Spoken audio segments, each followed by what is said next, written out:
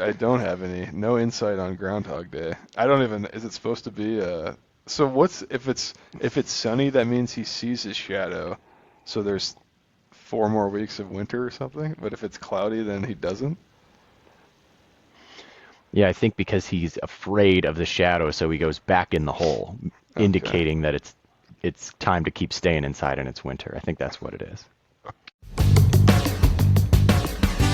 The tennis fundamentals, the serve, the volley, and the smash. This month we are doing tennis. What better way to take advantage of the great weather than with a game of tennis? I've no chance in the match. He's the number one in the world, and I'm playing with the metal hit. Today on Nice Point Podcast, it's the Australian Open recap episode. I have the hoodie on for that, for those viewing. And Love it. we get to give out awards, which is a thrill. We're recording this on Grammy Sunday. There's a lot of hardware on the table that's about to be handed out in the next couple of hours here. Joe, we don't get to give these ones out, but Sabrina Carpenter, Kendrick Lamar, which direction you going? Album of the year? Wow. Are the Grammys tonight? Lady Gaga, Okay. Okay. Bad Bunny, any of I, these? uh, of the ones that you've mentioned so far, I've definitely listened to the Sabrina Carpenter album the most. And Okay, I gotta say, I'm a huge fan of it. I guess I'm not too into guys, I don't know a whole lot about the music scene, so I don't think I can answer that, but I do love the Sabrina Carpenter album.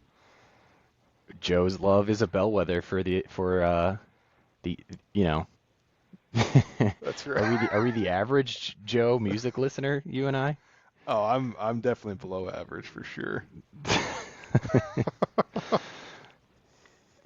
Hey, we're recording this before it happens, so you heard it here potentially first.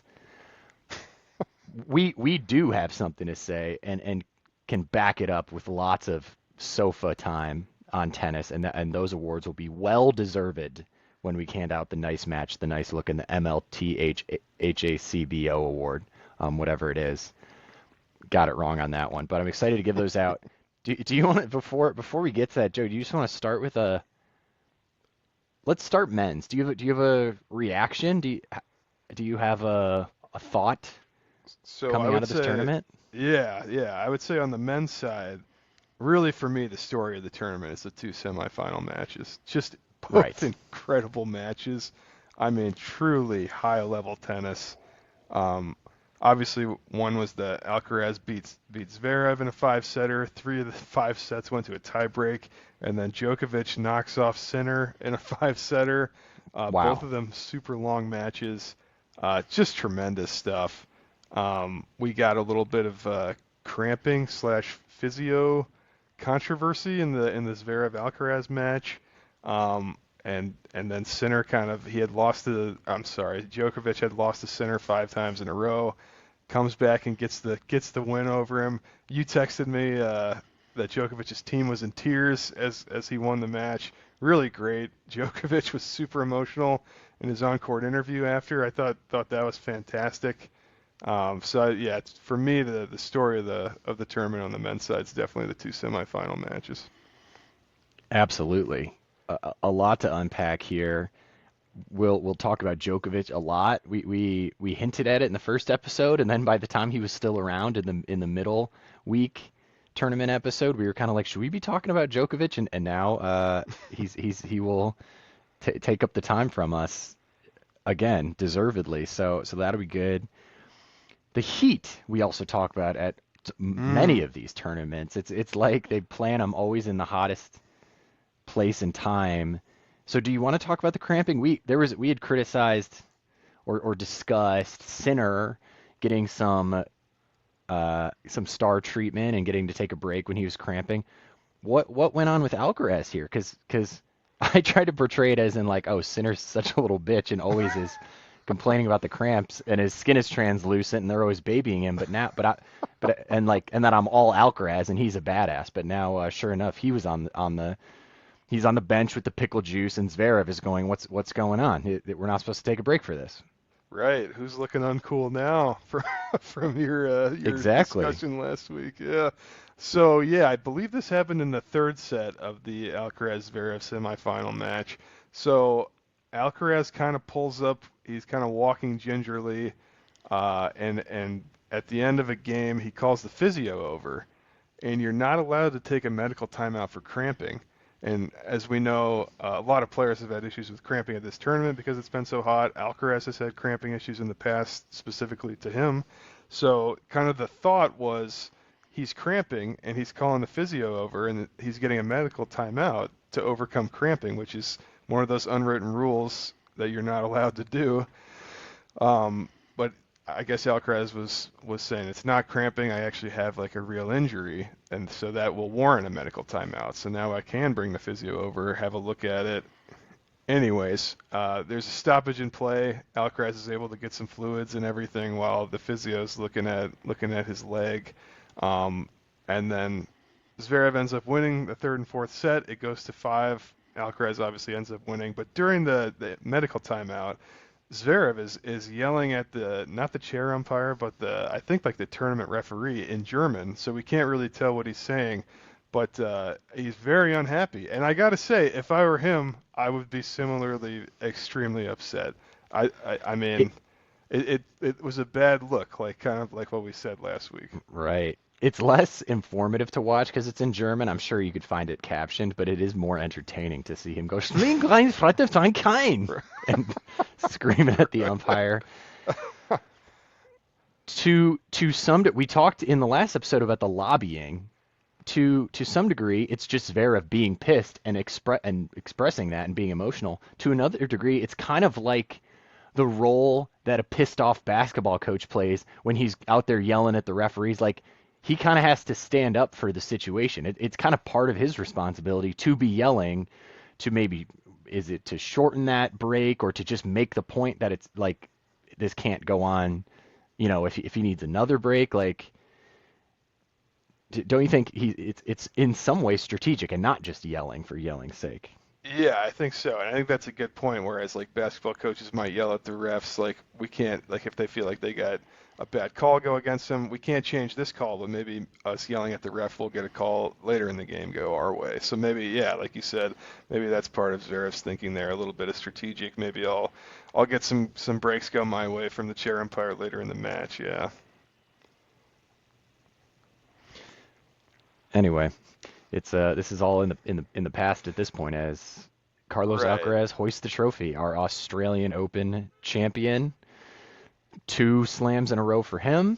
Completes the career Grand Slam, winning all 4 tournaments. We're a long way from the pickle juice. It's a big deal, right, Joe? Right. And I will say, to Zverev's credit, he was asked about that moment in the match several times in his post-match press conference, obviously, and he addressed it once, and he kept getting questions about it. And to his credit, he said, I don't really want to talk about that. This is one of the best matches ever to be played in Australia. So, like, Zverev himself had kind of gotten over it, even in his post-match presser. So, yeah, kind of an afterthought now. Like you said, Alcaraz hoists the trophy, becomes the youngest man in history to complete the career Grand Slam. So, just a massive achievement for him. Yeah, I mean, that's the story of the tournament, I suppose.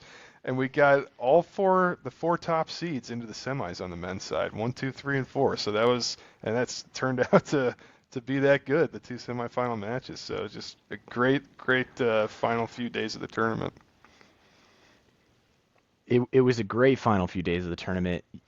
1, 2, 3, and 4. I think whether it was a round before that or 2, it was the first time in one of these slam tournaments ever, as I understand it, that in the men's and the women's, 1 through 6 were still alive. Maybe it was the quarters. 1 through 6 are still there. So I guess some people like Ravi had texted me and said, like, this is a little bit of a chalky tournament and it's kind of boring, no upsets and not as many 5-setters. But I think it did set us up for those great final days when it's the best of the best of the best versus, I mean, how are you feeling about the Super Bowl next weekend with the Seahawks and Patriots? Wouldn't you rather have the Bills or the Ravens or the Eagles or something like that? Yeah, that's a good point. That's a good point for sure. And that's a good point from Ravi. I feel like there was like a lot fewer 5-set matches in the early rounds than we're used to seeing, and then we got those in the semis. But yeah, and then Alcaraz took care of business in 4 sets in the final. So yeah, just just a really great tournament. I agree. I think some of the chalk well worth it to have basically must see TV in those semis and then the final. We'll talk about that. So we start off the whole season and we said like, here's something to clock to keep an eye on. When is the next time anyone will win other than Sinner and Alcaraz? And we were kind of like, I don't know if it'll be anytime soon. To add a different color to that, we talk only about those two ever, like they're the only ones that have any chance. So you'd think, and indeed, 3 finals in a row were those two guys, and we're talking about it as in like the final always comes down to those two guys.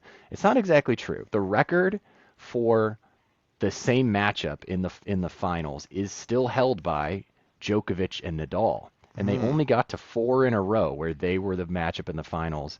Zverev was in the final of the Australian last year, so Alcaraz and Sinner had gotten to 3, and with Djokovic over Sinner here in the semi, they do not get to 4 and tie the record. So it's maybe there's versions of the story that aren't as Sinker as possible.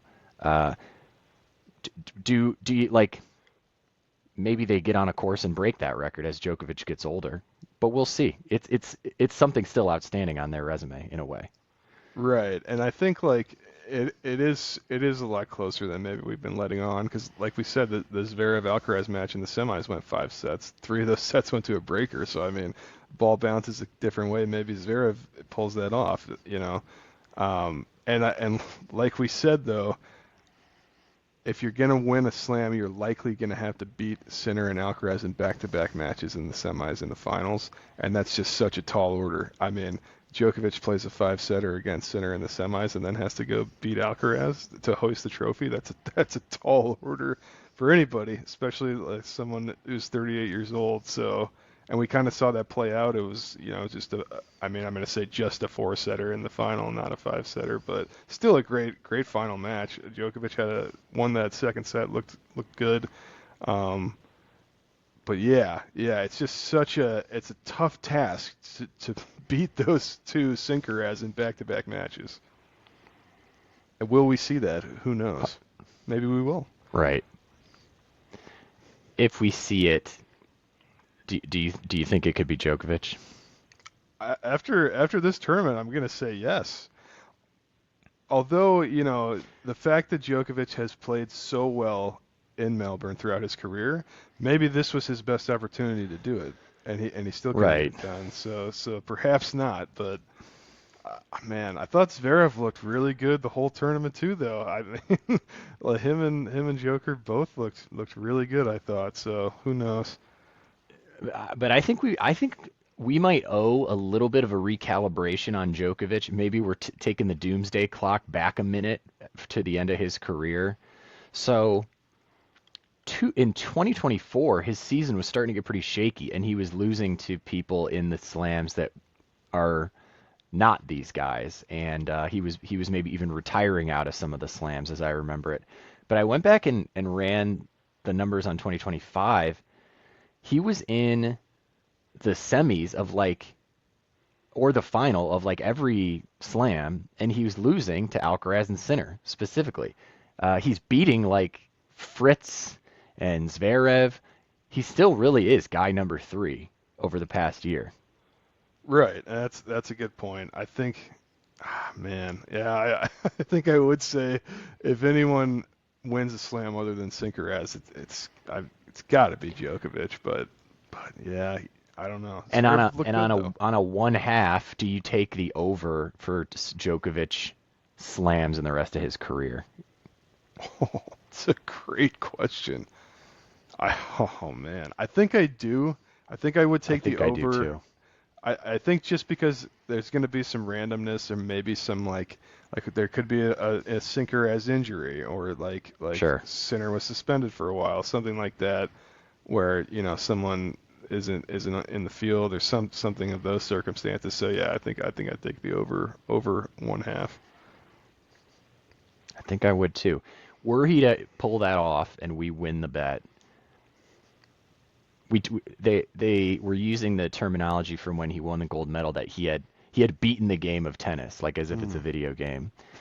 This though is still ahead of him. He's currently tied. He would break Margaret Court's all-time Grand Slam record. Right. That would be something. That would be something. That would be. He's tied at 24 with Margaret Court. That's right, and it'd be his 25th. That really would be something. It would be pretty incredible.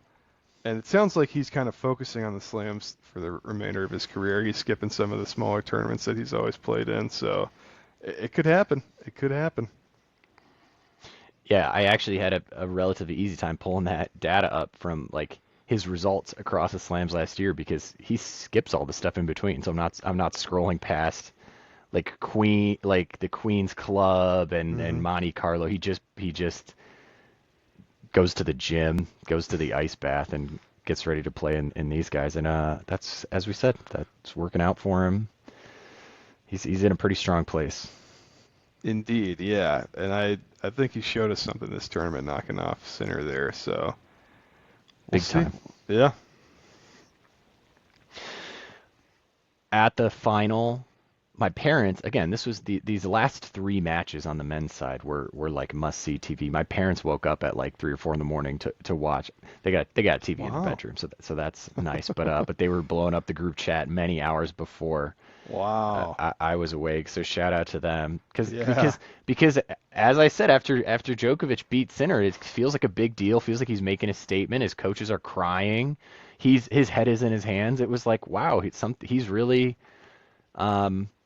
just putting us on notice for the umpteenth time for Novak Djokovic. So at that final, Rafa Nadal was in the stands, which is sort of double cool because he's of course a great friend and competitor, as I just said, the record holder for those simultaneous slam matchups with Djokovic, but also he's the prototype Alcaraz, right? I mean, he's the original great Spaniard tennis player that Alcaraz grew up looking up to. So a show for the king for Nadal. Right. Yeah, it was really cool to see him in the stands. Yeah. Both Alcaraz and Djokovic acknowledged him in their post-match on-court comments. I thought that was Exactly. really cool. Yeah, yeah. La Corona. That's the crown. What would the king be in Spain? Is it El Rey? The king? Hell yeah. Could be wrong about that. But yeah, it was really cool that he was there. That was awesome. Djokovic joked that he felt like it was 2 against 1 out there with two Spanish legends in attendance. So, does anyone give a better on-court interview than Djokovic? By the way, guy's hilarious. Plays to the crowd. It's always like super grateful, very complimentary of his opponent. Gives a great on-court interview. Oh, he even has good like pre-baked sports movie lines. You know, after he beat Sinner, the guy was asking him, he's like, you know, Djokovic, when you've been saying that it seems like Alcaraz and Sinner are just like at a higher level than you right now, and that you're not going to be able to contend with them at the level they're playing at, and it looks like you were wrong. Djokovic, no. I was not wrong. I said it would be very challenging, but not impossible. Crowd goes nuts. He gives a big smile. It's How does he come up with that on the spot after playing for 4 or 5 hours? It's a good point. Like you said, maybe those are premeditated comments. I don't know. I also like that was Jim Courier was doing that interview. I think he's phenomenal. Right, it was Courier. On-court He's doing interview. good. Yeah. I think part of it is doing it for so long. I think he's an old pro, and it's like it almost extends from his game to his press persona that he just knows what he's doing. He knows how to answer those questions. He just knows how to be. He's just comfortable. Okay, he's playing a final at Margaret Court Arena, I guess that's in what's the bigger one? Rod Laver. Rod Laver. Rod Laver. He's done it numerous times. Shout out Laver. Shout out Quartz. for the Australian Open. It's the recap episode. Okay, so I have a couple more Alcaraz bits to just clear up for the listeners.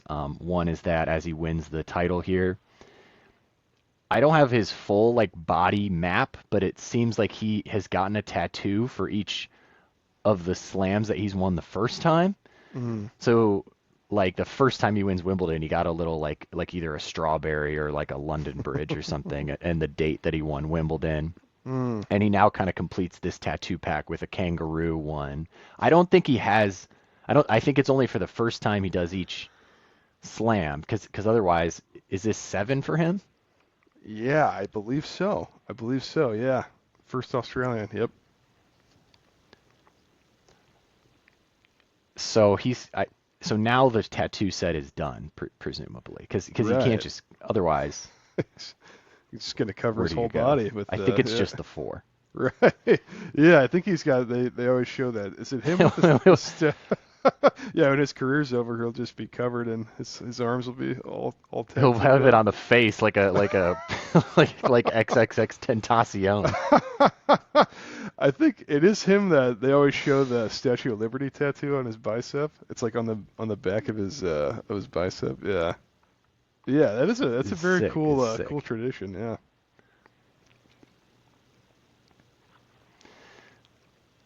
I don't know why that's the face tattoo example I thought of. I think I was thinking of someone else. Who do you think of when you think of a crazy amount of face tattoos? I'm thinking about also like a white nationalist criminal. Oh. Is my second example that comes top of mind. Huh. Yeah, I Very don't scary. know. I'm trying to think of like a movie character, Okay. and nothing's coming to mind. That's okay. So final Alcaraz tidbit. There was some.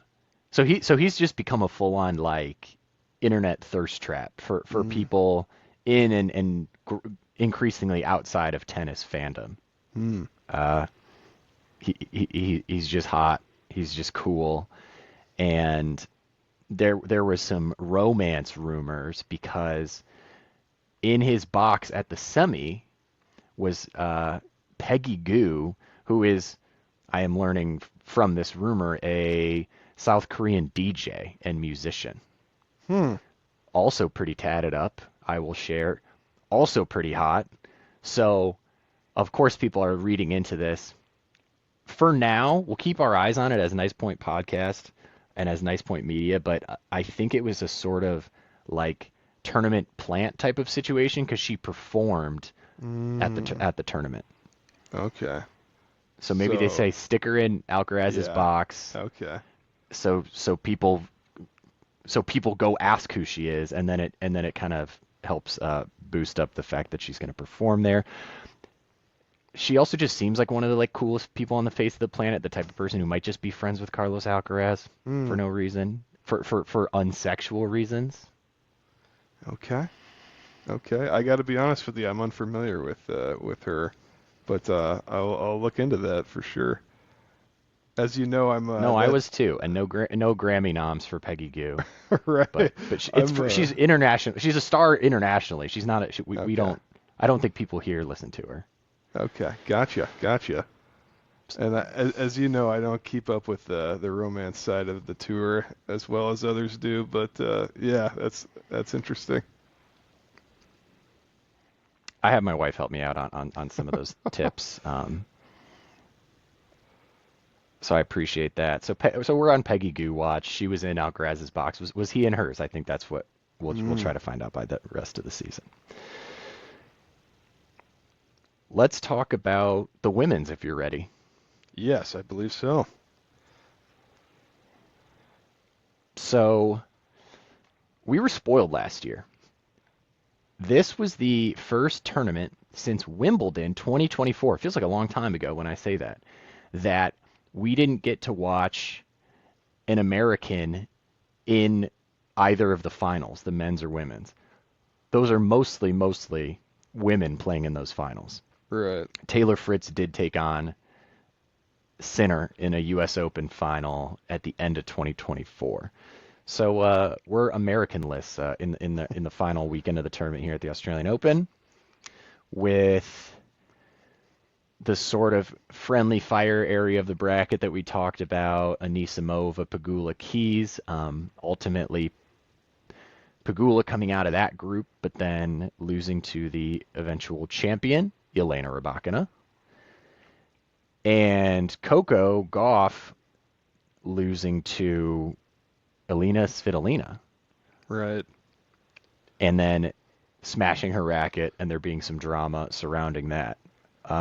Is there anything from what I just said you want to go into? You want to go Americans, Coco smash, or Rybakina champion, or somewhere else? I think we should hit all those. We can start with I guess the Americans on the women's side. So like we said, no American in the final, but still a good tournament on the women's side. As far as like the round of 16, had a good showing there. 4 American women in the quarterfinals, so that's pretty impressive. Iva Jovic, 18 years old, in her first Slam quarterfinal. So, and I wanted to mention this about Jovic. So just last Wimbledon, which was roughly 6 months ago, she came through the qualifiers. So she was outside the top 100. Goes on to win the Guadalajara Open, which was after the U.S. Open last fall, which is a WTA 500 event, and now was a 29 seed here at Melbourne and made it into the quarterfinals. So meteoric rise from outside the top 100 just a few months ago into the top 30, probably going to be in the top 25 after this tournament. So huge showing from Iva Fantastic. Jovic. Yeah. And yeah, having 4 American women. Good use of that WTA winter. Right, those post U.S. Open tournaments, a lot of points can be scored there. Guadalajara, good tournament. So yeah, good for Iva Jovic. Like we said, good showing for the American women in the quarterfinals. Pegula breaks through to the semis for just her 3rd semifinal appearance in a Grand Slam in her career. Check this out. First woman in the Open era to reach her first 3 Slam semis in her 30s. So all 3 of the Slam semis she made, Okay. She was 30 years old or older. So a little bit of a late bloomer maybe, but I thought that was interesting. A champion to all of us in our 30s. Right, We love that right. for Pegula. Life doesn't end at 30. That's right. The not dead yet award goes to Jessica Pegula and you and me. Yes. Okay. So then, yeah, we mentioned Coco, who I'm not sure we've seen her play her best tennis in a long time now. Like we said, like she's just so good, even when she's not playing at her best, she's still in Slam quarters. Like it's incredible how good that is, how impressive that is. Like, wasn't she in the quarters of the U.S. Open? Yeah. With like severe serving issues. It's just nuts. Like we said, like she can just grind, Yep. and like even when she's not playing her best, she can play super tactically and just grind her opponents and let them make a mistake. Just keep returning balls. So like yeah, I still don't think she's playing her best at this tournament and still made it to the quarters. So super impressive there. Totally. I think you're saying that because of her defensive capabilities, like you just said, and her sort of match grind abilities, like you said, combined with the fact that there's just so much potential, and I think she knows that, and all the people in her universe know that, and as do we viewing. I feel like you just kind of see the work in progress a little bit more than with other players like ranked in the top 20, where they sort of just, if they're not winning and playing like a little bit hovering above their average level and they're having the tournament of their life, they're a little bit just flat. I think with Coco, and she's still so young, you're just still seeing this sort of like, how can I get better? The broken parts are really on display. Sometimes the frustration is just really on display, and she's like, I can't win today because like we got to get back to camp and I got to figure this shit out. And other times it does all come together, but you're seeing the growth right there. And so yeah, it's ugly sometimes. Yeah, and I think yeah, like a couple of years ago, what year did she win the U.S. Open? Was that 24 or 23? Because I think that lead up to when. I think it was 23, and then nothing until she won. I mean, she won the French last year. So Right, so that's what I right. mean. Sometimes And this is gonna sound she is crazy. that good, and she's not having those issues. Right, and this is gonna sound crazy, but I don't even know if she was playing her best ball when she won the French Okay. Open last year, and she won a Slam final. So like, because that was No, it you're was Sabalenka Coco final where again Coco kind of grinded that out, let Sabalenka had kind of a meltdown, and like Coco just took her out to deep water and like wasn't like playing her to the top of her ability and still won the Slam finals. So like.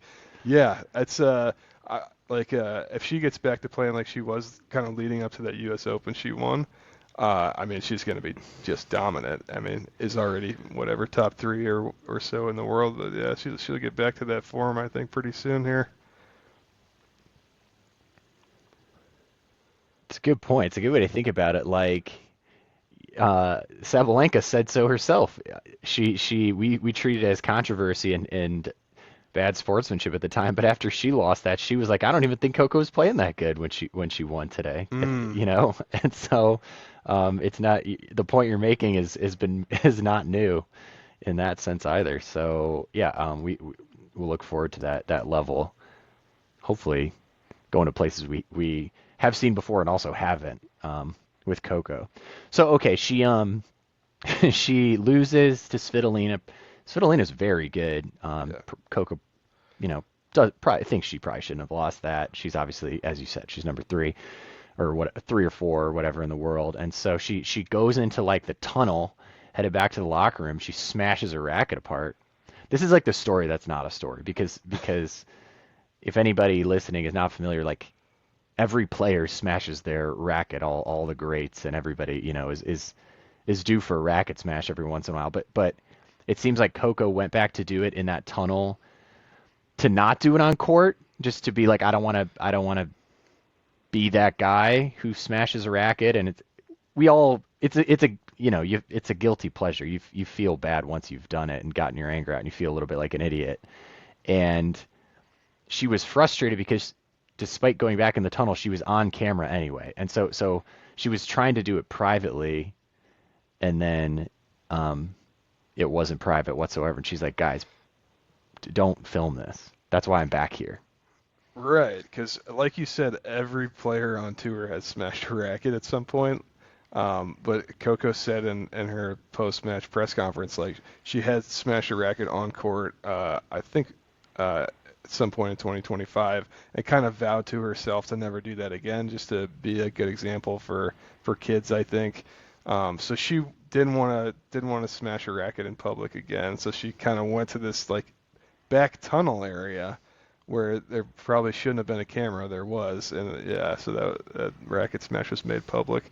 But yeah, and then that kind of a lot of players were asked about cameras after that in their press conferences, and kind of said like, the second they show up at the grounds, they're on camera, like walking through the tunnel. And we always see shots of them like in the gym on the like cool down bike, the warm up bike, like doing some stretching. Like there's really, they said there's nowhere on the grounds you're not on camera other than the locker room. So there's really nowhere to do anything in private, meet with, strategize with their coach, anything like that, other than in the locker room.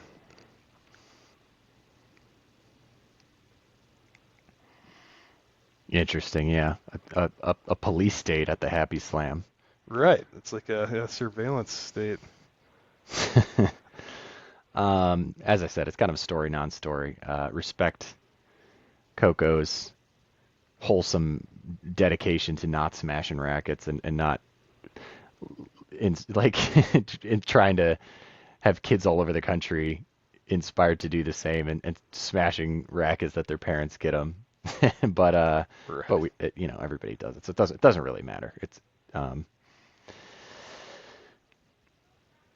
Right. Rybakina gets the best of Arena Sabalenka. We say it all the time. Basically, Sabalenka's in like every final. Like she wins or someone has to beat her to win the title. The only thing I can say about Rybakina, we haven't given her much time on the pod. Our bad.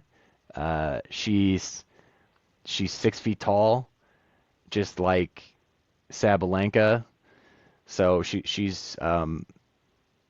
doesn't play the role as outwardly, but she's also a beast and a big hitter. And the only thing I can say is that if you listen to the preview episode, she was a factor in the Pentazone. So in that sense only, we aren't absolutely shocked at this result. She won the WTA final in December. Now she wins the Australian Open in January. The Pentazone pointed us to Elena Rybakina.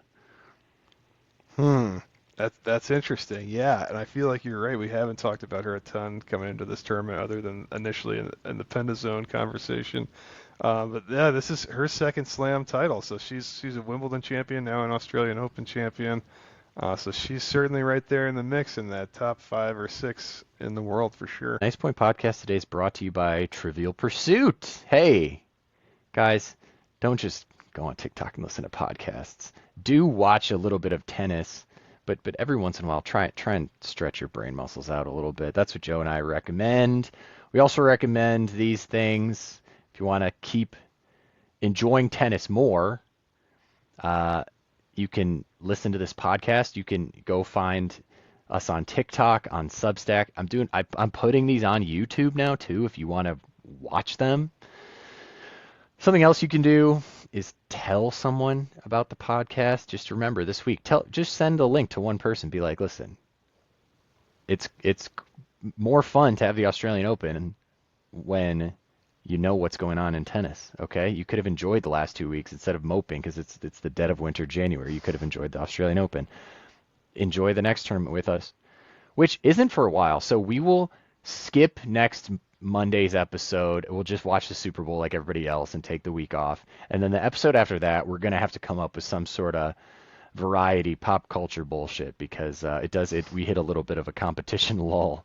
But don't worry, we will come up with it. So Joe, it's time.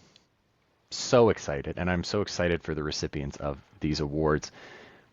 We've never titled the awards like all together. Like they each have a name, but it's not like we're giving out the Grammys. We're giving out the niceys or the pointies. The niceys. I do know that if we did give them out, what the trophy would be, and it would be the little, because it's called nice point, it would be like when a hand clapping the base of the racket that you do. Oh. The gesture you give someone when they put something nice together on you on the other side of the net. Love that. Love it. It'd be a cool trophy. It would be. So it's like palm and base of racket. Without further ado, why don't we try and give out the Nice Match Award? It's not being given to Ben Shelton, who just went down in straight sets to Jannik Sinner. I thought that was going to be more exciting. Unfortunately, not. Do you have any comments there or new nominees for us? Yeah, so Shelton, one of 2 American men into the quarters. Leonard Tien was the other one. So still a good tournament for Shelton getting into the quarters. But yeah, I went down in straight sets against Sinner. I think he'll be back. Obviously, I've said I think he wins multiple majors in his career, so I'm not worried about him. But as far as Nice Match Award, this was an easy one for me.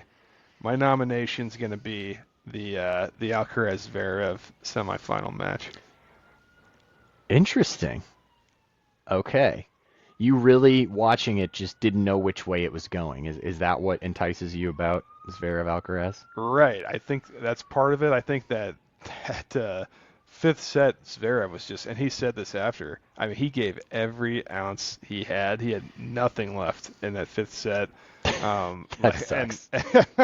And I mean, Alcaraz did as well. I would push both guys to their limits. Like Alcaraz had the cramping injury issue, so he was kind of hobbled. I mean, they both were just leaving it out there. Every ounce of their soul was left on that tennis court. 5-setter, 3 of the 5 sets went to a breaker. That was my favorite match of the tournament. I'm saying it like it's a big surprise. We talked about how these semis were the story of the men's side at that point. What a great night of tennis that was. I was actually going to go the other direction with the second five setter of Djokovic overcoming Sinner, something that we weren't sure he could do anymore. He proves it. Third time I'm saying it, people are crying. It's so incredible and emotional. He's giving sports movie speeches right after on the court to Jim Courier. Amazing to see Djokovic pull that off against Sinner, and a big crowd involvement type of match for, of course, Novak Djokovic's favorite court, Rod Laver, and they love him down there. So just watching the arena go along with him in this, we didn't think he still had it in him. Roy Hobbs moment was where I was going to go between the two for the nice match award. I'm on board with that. Those were definitely the two matches I was thinking about. So yeah, I'm on board with that. We'll round out the field here with other matches that include some crowd involvement as well. So I do want to just hand out a nomination, and it sounds like not a win, to Stan Wawrinka. You talked about this in the last episode. Another we didn't know if he still had it in him. It's officially his victory lap retirement year on tour, and to make it into the third round, take a set off Fritz, and get that crowd really excited about that. Who doesn't love Stan the Man Wawrinka, former Grand Slam champion, in that one of those guys that snuck one of those in during the dominant Big Four era.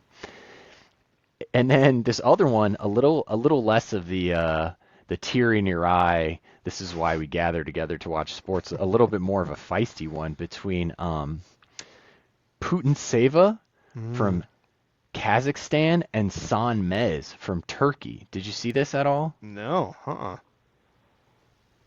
This is early. This is week one. I'm sorry I don't even have these women's first names, even though they're getting a nomination for the Nice Match Award. But here's what's going on is that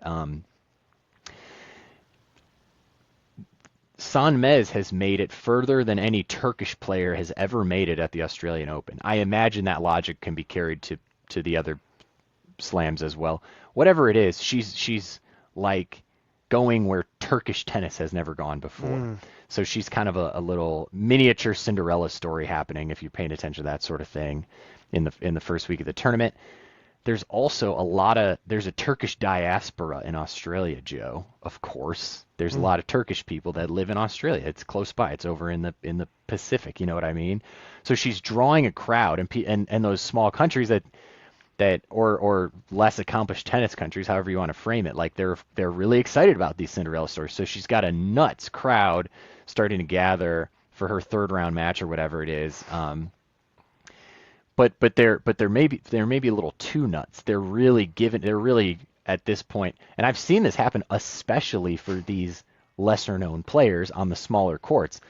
If you get 8 rowdy Turkish fans there, they can really change the flavor and the energy of a small side court. So apparently they were really giving it to Putin and maybe breaking some of those unwritten fan and player rules that we sometimes talk about, and cheering in between first and second serves, or just kind of being, on the nasty side a little bit. And Putin sort of took it in stride. Is when she, goes up a break or something, she's dancing, she's kind of jeering back at the crowd. And when Putin wins, ending the Turkish Cinderella story, a big hand to the ear for like almost 20 seconds to the crowd. Racket goes on the ground, hand goes to the ear, and she just hears out the boos and moves on to the next round. So a nice match nomination for Putin and San Mez. I love that. I'm glad you mentioned that, because I had not seen that. And like you said, that is very true with some of those side courts. You can get so close to the action. You're essentially on the court, and a few loud fans can make a huge difference there. That's a great one. I missed that. Love that. I did see the love for Wawrinka, like we were talking about. That was his matches. The crowd was into it. Those were super fun. Yeah, I like both those nominations. We're gonna give the award to Djokovic and Sinner just because Alcaraz wins the tournament. Like it. So let's spread the love a little bit here. I like it. Do you feel more overwhelmed by the Nice Look Award or the MLTB HACO Award? Which one do you think will take longer? Ooh. I've only got a couple nominations for both, so I could go either way. Okay, let's end on look then, because I kind of have a mess of notes in here. I'm not even sure how nice I think all these looks are, but I just feel like there's a lot to address. So we're going to end on that. Who do you want to nominate for the most likely to be having a cold one award? The MLTB HACO Nicey for the Australian Open 2026. My first nomination, I'm going to go Lerner Tien, who made it to the quarterfinals, lost to Zverev in a 4-setter in the quarters there. 2 of the sets went to a tiebreak. Tien was the 25 seed here, made it to the quarters, so kind of outplayed his seeding there. I thought really good tournament from him. In Zverev's on-court interview after that match, Zverev said something to the effect of Tien's playing the best tennis from the baseline he's seen in a long time. So big compliment to Lerner Tien there, who is playing really good tennis right now. And that was obviously before Zverev had played Alcaraz in the semi, but nonetheless, great tournament from Tien. He's playing really good tennis. Took Medvedev down in straight sets in the 4th round. And I see you wearing your Australian Open sweatshirt. I almost came in with my own little bit of Aussie Open gear today. Did you see some Lerner Tien fans were wearing the yellow L on their chest? Yes, I did.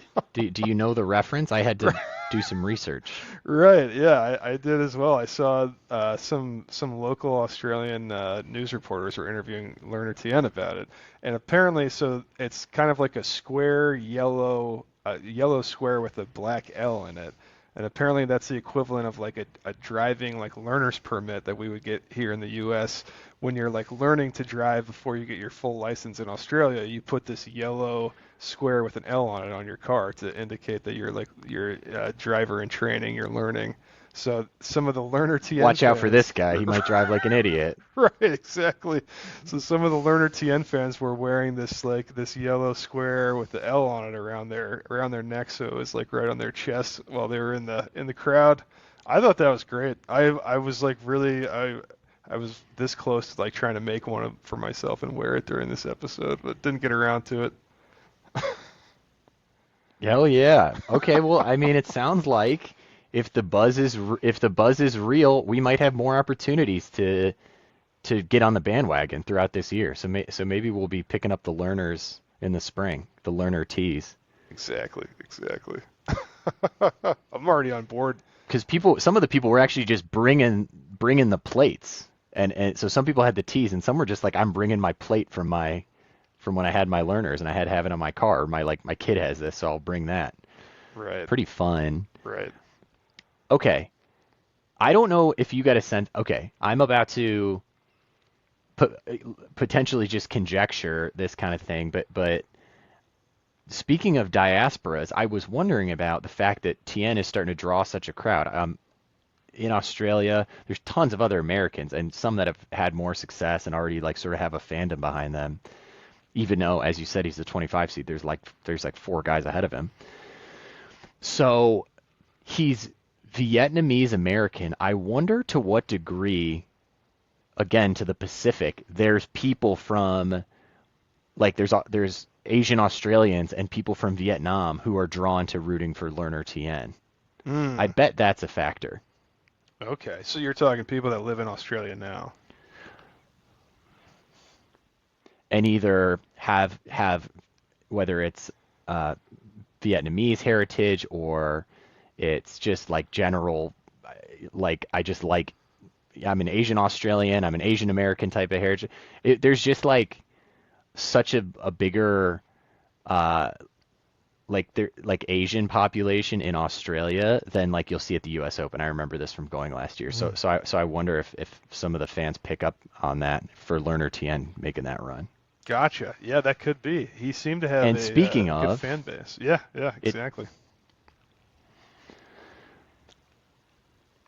It um it also include like another aspect of this is Michael Chang, Asian American and great American tennis player from the 90s. He's one of the youngest guys ever to win a slam, and so he's coaching Tien, I learned. Right. Yep.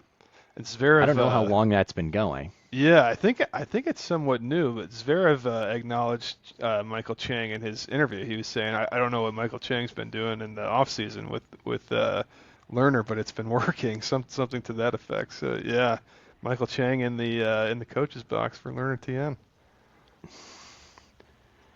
How about scary Zverev with so many kind words thrown out here?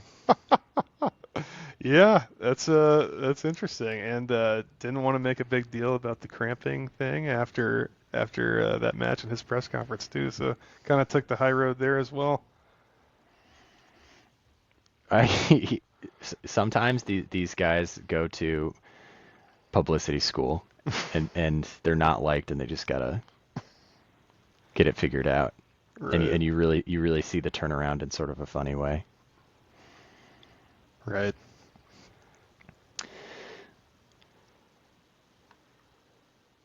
Okay, I want to nominate Iva Jovic, who you also mentioned as well. Nice.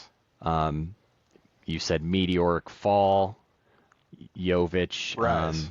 Meteoric rise. It's getting late in the podcast. Did I just say fall for no reason? Maybe I'm using the wrong metaphor. Maybe a meteoric rise isn't even a thing.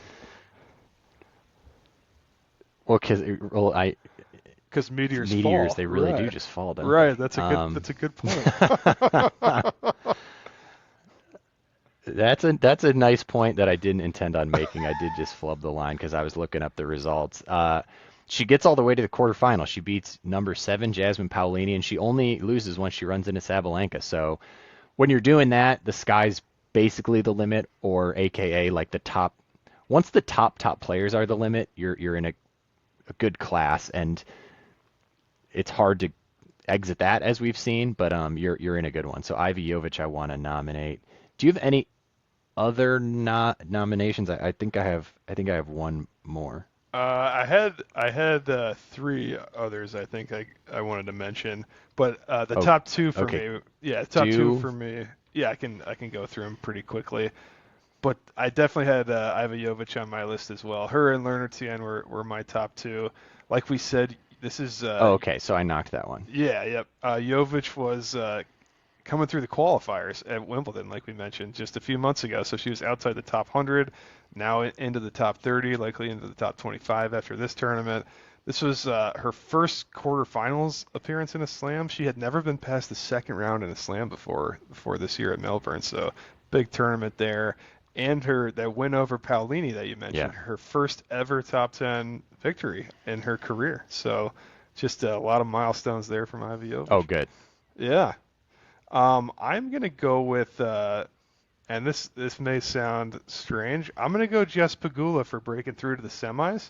Just her third semifinal appearance in a major in her career, like we mentioned. Obviously, her goal is to win a slam. But I think this is a big step, beating Anisimova too, who's like one of the bigger, stronger power players, whereas Pegula maybe isn't that kind of a player. She beats Anisimova in the quarters, so she shows she can beat kind of those top end, really power player type players. Gets to the semis, a 2-setter against Rybakina in the semis, but the second set goes to 9-7 tiebreaker. So. Played pretty well there against Rybakina in the semi, so I'm gonna nominate Jess Pegula. Interesting, yeah. I mean, she loses to the eventual champion. That always makes you feel pretty good. I do just wonder, why did you text me this feels like she's playing so good that this feels like the tournament she could win, and then she doesn't win. Is that disappointing to you or her? Is it just her level seemed really good? I think, yeah. I mean, she looked so good in this tournament, like all the way through the quarters. Really, at every round, I was like, I did text you, like, I think this might be her time right here, right now, something like that. I just feel like she's like super consistent, and like maybe some players aren't playing their best yet, still early in the season here in Australia. So like, and I assume she is playing her best. Right. So, like maybe this is her time to get into the finals, and maybe win one would be in Australia one of these years.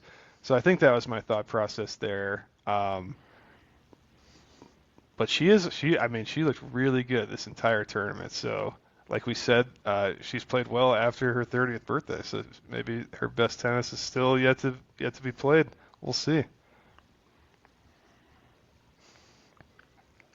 Good point. Nice point.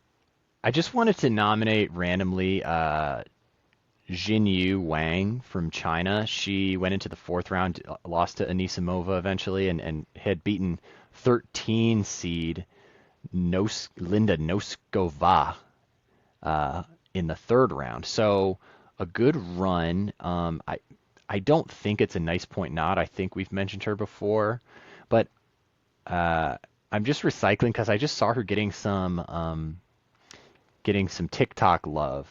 She's kind of cute, and I think like some of these countries just seem to have a flock and a whole field of players to root for, and for whatever reason, China, even though they have like some very highly ranked and successful players, it's not a bunch of them, so they kind of all can get behind the ones that are successful when they are. So this award might be more in the sense of like keep an eye out later in the season for Jinyu Wang.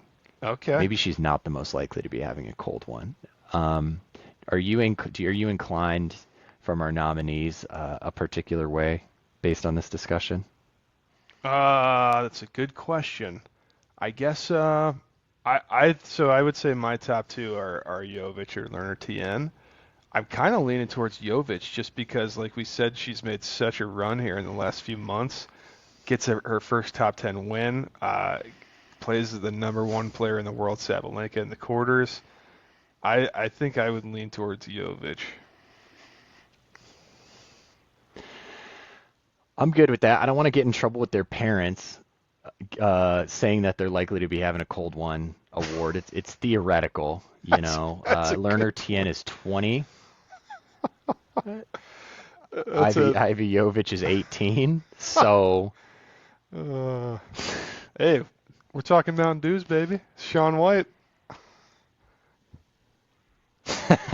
oh, the perfect kickoff to the Olympics here. Hell, maybe we'll talk Olympics in our episode somehow. Okay, Ivy Jovic, congratulations on the MLTHACBO award. Got it wrong on that one, I think. Okay, for the Nice Look award, this was a little all over the place for me. There were some nice looks. There was so much, Joe. I was being over-oranged at this tournament. Right. I was being over-oranged. I got all the Wilson players in orange. So I don't know why Wilson forced all of them to be in orange. The only other choice for the Wilson players was like a Merlot, which looked really good. So I saw Alex de Minaur in the Merlot, and I will actually just throw a nomination right away to Victoria Mboko, who looked great in the Wilson Merlot. But I don't want her and Wilson to win because of all the orange blinding me on all the other screens. So it's just going to be a nomination. Coco looking great with this. She's got her hair orange. She's got orange braids in, and she's got, I had called it lavender, her outfit, and I read somewhere else it called periwinkle. So I'll leave it to, the internet army to decide that one. But then, Joe, sometimes the players, they switch their look from the first week to the second week. When she loses to Svitolina and she's smacking the racket, she's wearing fucking orange. And I'm like, how did we get back to orange? Right. She's obviously wearing New Balance. And then I got Sinner, and his hair is orange. And I'm just being, so do you want to nominate just get any orange that you have in your nominations out of the way up front, because I want to just have it all in one category and it loses. So I have only 2 nominations. Neither of them are orange. I will say, Thank God. I'll shout out the crowd for an orange. So I saw some Sinner fans that had Italian flags draped around their torso, but they were wearing orange hats to, I guess, mirror the orange hair. I thought that was kind of cool. No. All right. That's it with the orange. So shout out to the fans, to Mboko nominees so far. Those are, yeah. and Coco as well is getting a nominee, but none of them are going to win. And Sinner's also not going to win unless you nominate him, and it becomes controversial for his sort of like Nike with a lot of stripes, like skinny stripes, and the color of his fit was kind of like gold brown. Yeah, he was not on my list either. Okay. I gotta say, I don't hate the gold brown combo. That's like the Wyoming Cowboys. I don't hate it. I wouldn't say hate either. I don't think he wins the award, but something was happening there. I mean, maybe he's just a weird guy to dress. I mean, he's super white. He's got crazy orange hair. Right. This was the latest entry. It doesn't win. What do you got? My first nominee, and I feel like I've nominated him the last several tournaments. Lululemon's killing it. I'm going Frances Tiafoe and the Lululemon fit. It was kind of I'm going to describe it as like a white and blue and green, kind of like a blue and green splotchy. Maybe that's a good word. Speckled on white, matching shorts and shirt. I thought it looked great. Apparently, it was a tribute to his Frances Tiafoe Sierra Leone heritage. So it kind of mirrors the Sierra Leone flag, which is white and green and blue. So I thought he looked fantastic. Oh, that's cool. Yeah, that's a good nominee. I thought he looked great. I thought the Lululemon killing it with the tennis fits. I might have to buy this one if it's for sale. Okay, sick. Splotchy, speckle, very in. Also kind of what On Running does with their players, with Iga and Shelton, very speckly. I guess I'll take a turn and nominate Alexandra Oleinikova. Okay. Doing my best with Alexandra. She's just bringing a straight up unconventional modern look to tennis because actually, like we talked about at the top of the episode, she's hyper tatted all the way up like to her neck. She's got tats like on her throat. And in addition to extra tats, she had little temporary sticker tattoos on her face. Again, like something that people our age don't wear face stickers, but I think it's like a Gen Z thing, and to roll up to the Australian Open with the stickers on the face, like it's a new world of tennis, and that's really fun. She lost in the first round of Madison Keys, so we didn't get to see too much of the sticker face. Alexandra Oleinikova is going to get a nomination this year. Like that. So my only other nomination was one we talked about last week, and it's kind of a double nomination for her walkout outfit and then also her playing outfit. I'm gonna go Naomi Osaka. As we discussed last week, the jellyfish inspired walkout outfit, complete with the large hat, kind of veiled covering. I thought that was pretty unique. And then her playing outfit was kind of like it was like a green and blue and white, kind of a splotchy, kind of similar to Tiafoe's, I guess, now that I'm saying this out loud. Maybe I'm just a lover of the green and blue and white color scheme, but kind of a splotchy, speckled dress type thing with some frills on it as well. I thought she looked very nice. I thought that was a nice outfit from Nike. She's like a perennial nominee at this point. Yeah, that's Is true. Naomi Osaka? True. She's a fashion icon. I don't think it is being hyperbolic. So congratulations to her. Who is also becoming? I said Thirst Trap earlier, kind of a perennial nominee. I'm happy to give Carlos Alcaraz a nomination for his light limey green. He also did the fit change from. I think he did it from the whole tournament versus finals look, which is a bold stroke because it kind of presumes you're going to get to the final. Right. He looked cool as always. So I want to hand him a nominee. And fellow number one, Arena Sabalenka. I was seeing it as a sort of 80s outfit because it was like these like very primary colors and like these big like sections and like slashes. I read somewhere that it was they used the term surf inspired, so I guess it did kind of look like a wetsuit. Oh. Did you like the Sabalenka look? I did like that, and I think Anisimova was wearing something kind of similar to that with different colors, and I actually did like that look a lot. It had like kind of a zip up front to it, so yeah, to your point, kind of like a wetsuit. Yeah, I like that Maybe look a a lot. faux collar, like Right. like Right. up to a point. Yep. Yep. I thought that Yeah, was I great. like that one too.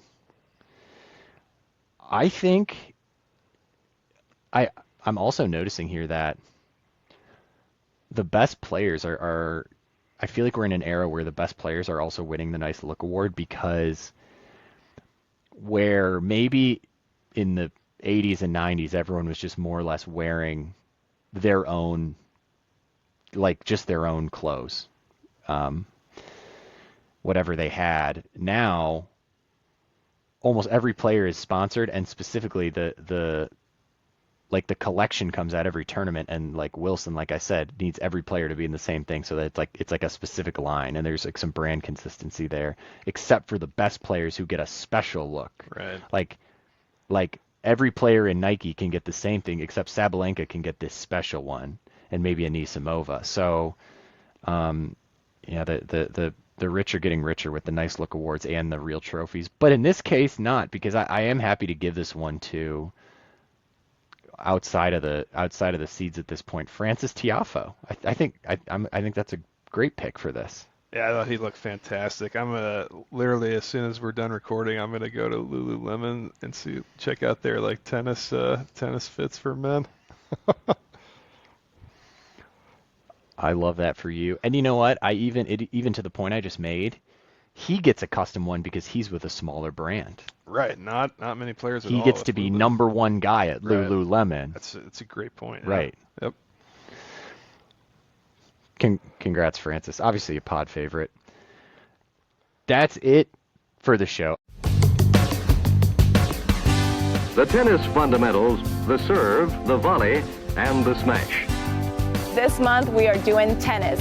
What better way to take advantage of the great weather than with a game of tennis? I've no chance in the match. He's the number one in the world, and I'm playing with the metal hit. I'm gonna go try and cut this together. Joe, the only thing I didn't mention, do you think Musetti wonders where he stands now? Like he was about to beat Djokovic. Right. I mean, right? He had to retire there in that third set after winning the first two. Yeah. Yeah, we have hardly talked about He's probably Musetti. kicking himself. Yeah, he had a real opportunity there. Two Italians into the semis would have been huge too. Sinner versus Musetti head to head in the semis. Yeah, he's got to be upset with that one. That's too bad for him.